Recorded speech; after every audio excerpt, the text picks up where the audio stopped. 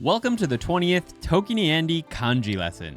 Today we're going to cover the meaning, building blocks, writing, historical evolution where applicable, and a story to memorize each of the following kanji. We'll also learn the parts and radicals needed for those kanji. Today, there are 6 new parts. Wow, more parts than kanji. Well, stick around to the end of the lesson where we'll be doing a quick quiz to help everything stick. By the way, check out the pinned comment below this video to see why we are not learning readings for each kanji just yet. Let's get into it. We're starting today's episode, which is threaded with tons of parts, by getting one of those parts out of the way. This is probably my favorite kanji part out there, just because it looks cool to me.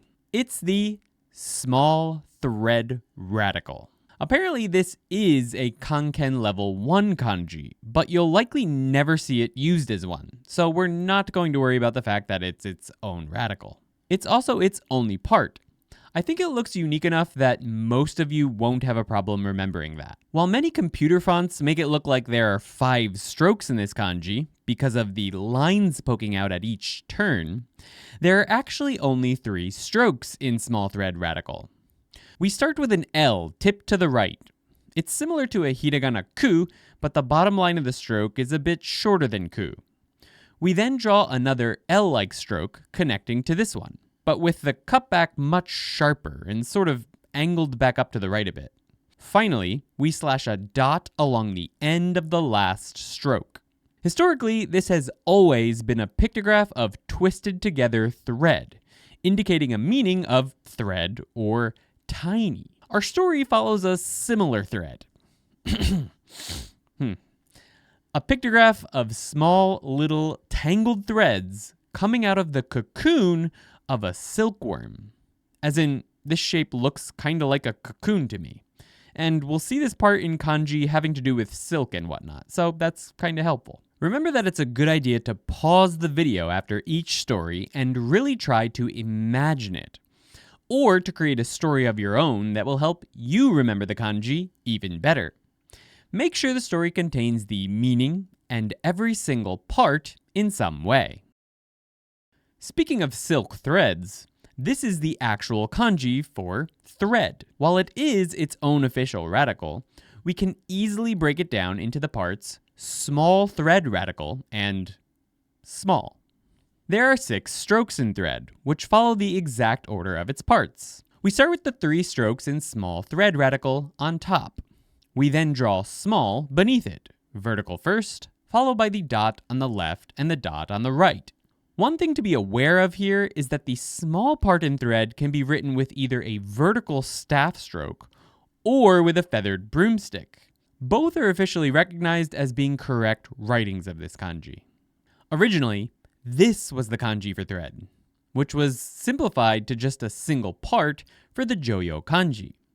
Regardless, it was always a pictograph of silk thread twisted together. So for our story, the tangled threads are made into usable thread by spinning them around a small feather broomstick. If you personally prefer to write this with a staff stroke, which would be fine, you could instead imagine the threads spooled around a staff and 8 horse legs or something. You might be looking at this and thinking, again? But the discerning among you will notice the extra no-like stroke in there. If you're just noticing that now, you're late to the party, but still welcome. This part is the late radical. Because this is generally just a radical, we aren't covering an official radical for it. And we're going to consider it its only part, though you could arguably break it up into a no radical, fu part, and backwards no. We're not going to bother with that though. There are 3 strokes in the late radical. We start from the top of the no radical part on the top left, then draw fu connected to that, and a backwards no generally connected to the first no and cutting through the fu, sweeping out to the right a bit. Officially known as the winter top part, this radical is apparently a pictograph of grabbing someone's legs from behind or following behind someone. It can also mean to drag your feet, which is where we get our meaning of late from. For our memorization story, we're going with no got out their legs and are running to work because they are late. I've also seen an official explanation for this as dragging one's feet. That last part is in the actual story on the Anki deck. Anyway, it turns out that 59% of you are late to the subscribers group. Help us solve that problem by hitting the subscribe button down below.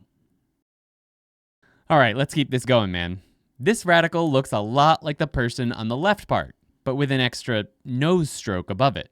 And granted, the second line is longer than the top stroke in person on the left as well, which is why we're calling this one going man radical. Well, actually, it's because this radical usually imparts a meaning of moving or going somewhere to the kanji that it's in, and it looks like a person part.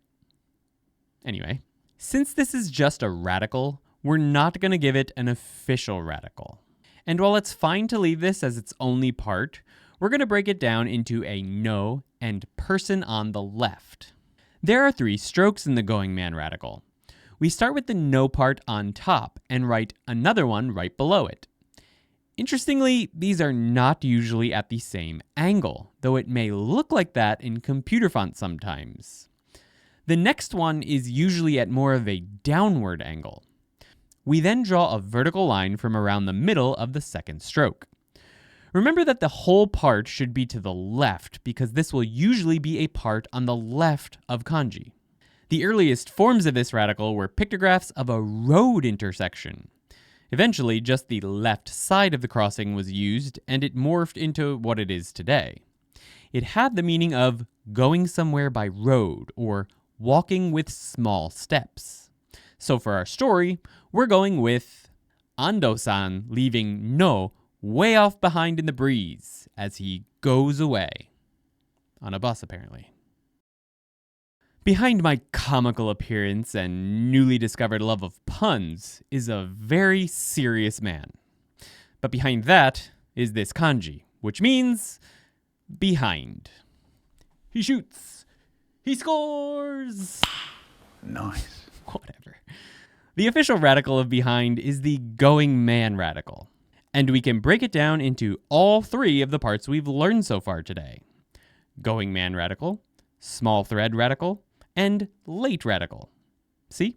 We've been heading right to this point in time for our entire lives. Or at least this video. There are 9 strokes in behind, which are broken up cleanly into the 3 parts I just mentioned, which each have 3 strokes. We start with the going man radical on the left. No stroke at more of an angle, and a vertical line. We then draw a small thread radical in the upper right quadrant of the kanji, though it does sneak to the left a bit over the center line. Finally, we draw the late radical below that, trying not to draw it down past the vertical line in going man radical. That will probably be the hardest part for most of you at first, and if you don't get it perfect right away, that's perfectly okay. I did not mean to rhyme that. Historically, we can clearly see the small thread radical part in the early versions of behind. In fact, the earliest versions appear to be just the thread with hints of the late radical on the bottom. Apparently, this may have been an ideograph representing tying someone's legs up so that they couldn't move forward and were left behind, so to speak. That meaning was further emphasized when the going man radical was added during the Western Zhou dynasty. Another explanation I found was that the thread part represented a little bit, with late representing dragging one's feet, and combined with this go, giving us a meaning of dragging one's feet and moving forward little by little, making one late. It's worth noting that this kanji is often used for meanings such as later or after as well. For the memorization story for behind, we're going with Ando-san was going in the race, but he was just a small thread late, so he was behind the winner. Be sure to share any stories that you might have created for this kanji down in the comments. It might help someone who our stories did not help. Preposterous. Technically, this is a kanji, but it's not one of the Joyo kanji, or kanji allowed to be used by news outlets and the government, so you likely won't be seeing it on its own. It's usually referred to in Japanese as the spirit overhang radical, as it is the overhanging part for the kanji for spirit, which we'll be learning later. It can also be used to add a meaning of steam or gases, so we're combining everything into spirit steam radical.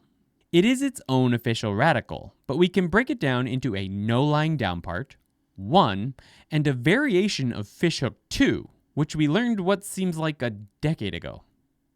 Well, I did learn it a decade ago, but I'm talking about in this series. There are 4 strokes in spirit steam radical.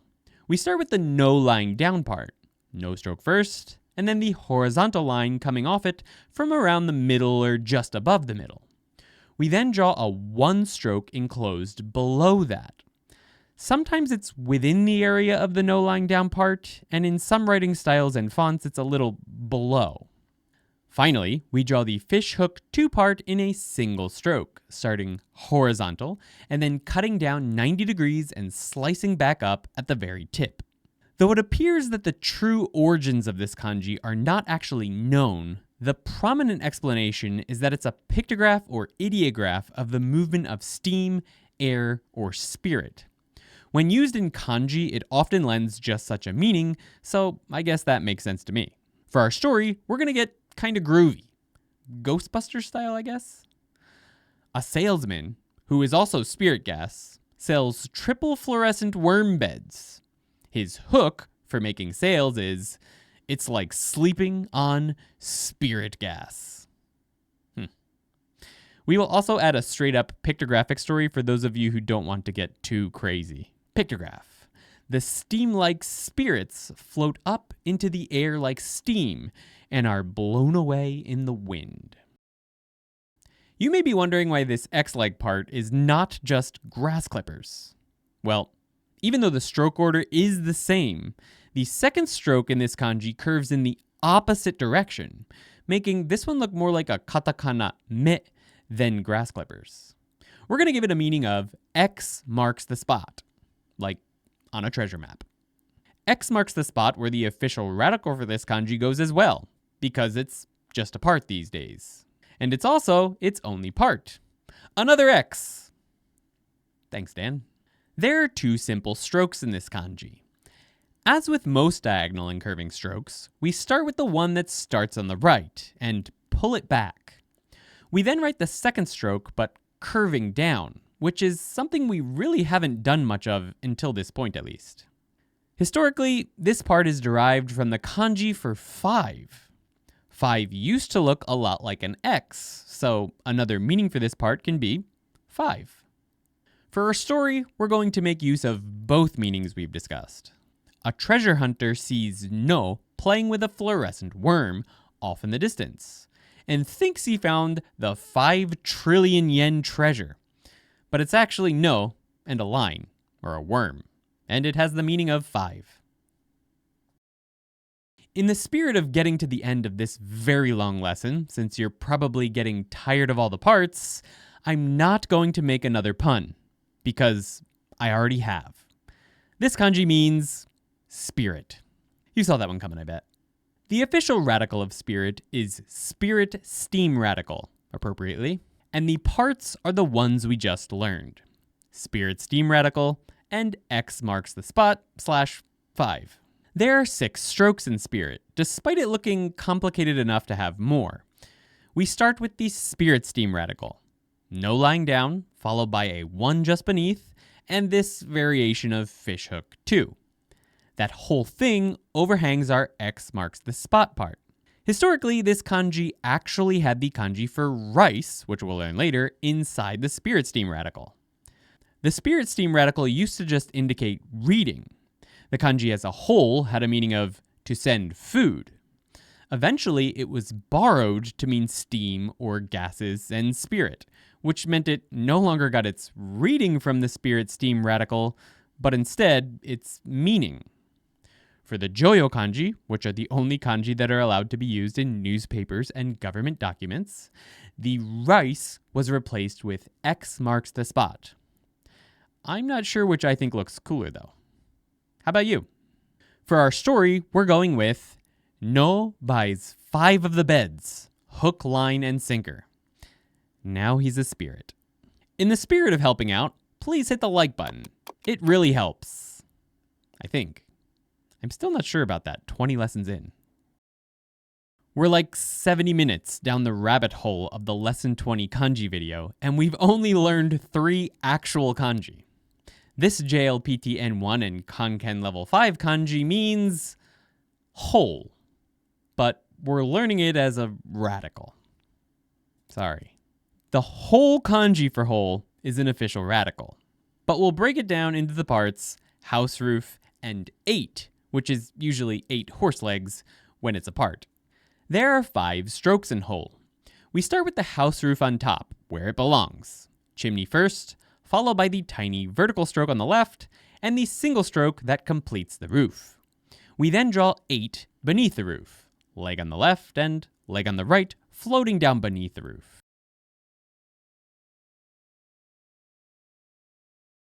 Historically, this kanji was a pictograph of a hobbit hole. Well, okay, this was before Tolkien's time, which, by the way, is all of the time after The Hobbit was written. It's just a pictograph of a cave or home made from a hole in the ground with a roof on top. It's a hobbit hole. For our story, we're going with the horse legs. To keep our horse leg collections safe, we put them in a hole and put a house roof over it. Because we're weird. That's why. You know what? You could just go with the hobbit hole. That's what I'd do. Wait, I can hear you saying, that's not a hole floating in the sky above that construction part. That's a roof over person's legs. And you're right, but you're also wrong, because this kanji means sky, and its official radical is hole. We'll break it down into hole and construction, though since we've already mentioned how the 8 becomes person's legs in this kanji, you may personally want to add that as a part. We'll be adding it into the story a bit as well. There are 8 strokes in sky. We start with the 5 strokes in hole, chimney, followed by the 2 strokes in house roof. Next comes person's legs.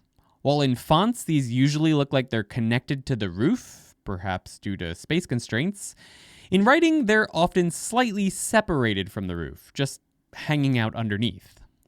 Both parts need to be up in the top half of the kanji, though, so that we have room to write construction down beneath. Historically, this kanji was given its meaning from the hole on top, which indicated a meaning of emptiness, and thus eventually sky.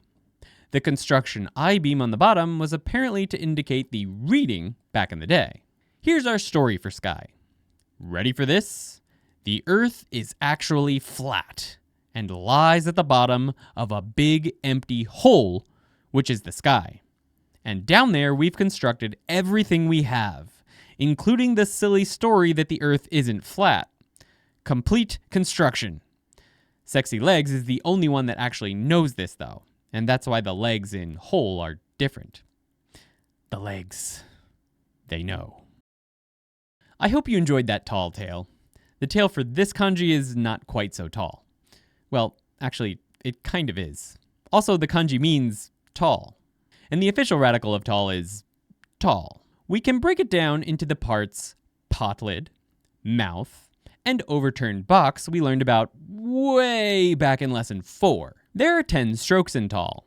I'm not sure why, but despite looking a bit complicated, I've always found this kanji quite easy to write and remember.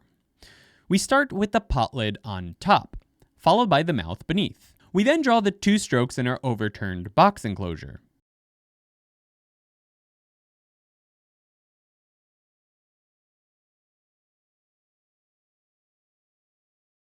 Before drawing the final mouth inside of it.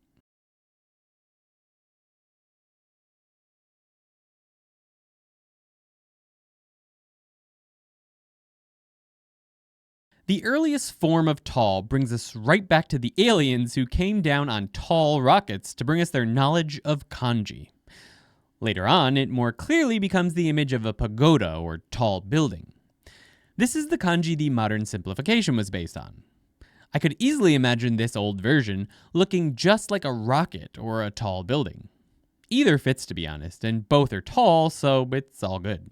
For our story, we'll say that this is a pictograph of a tall Japanese-style building. Think pagoda, except this pagoda's top floor is just a pot lid on the head of a mouth living on the top floor, and the bottom floor is just an overturned box with another mouth living inside. But they're as tall as the expensive buildings around them. The ultimate bachelor pads. Which brings us to the Lesson 20 quiz. In this section of the video, I'll show you a flashcard with the English meaning for a kanji. Pause the video when we show each card and try to remember how to write that kanji. Next, write it on your hand with your finger or on a piece of paper. Then press play and see if you were right. The best way to remember kanji you just learned is to search your memory for the story we taught you, or the one you made based on the English word on the flashcard. Our first card is spirit.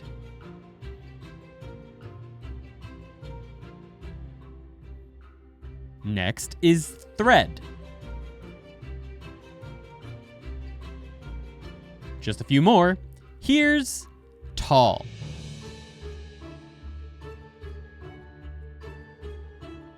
And then there's sky.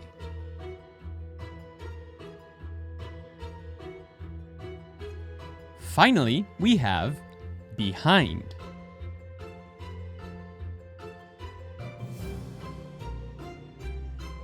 Let us know how many you got right down in the comments. You can learn the next 5 kanji by clicking here, if the video is already out.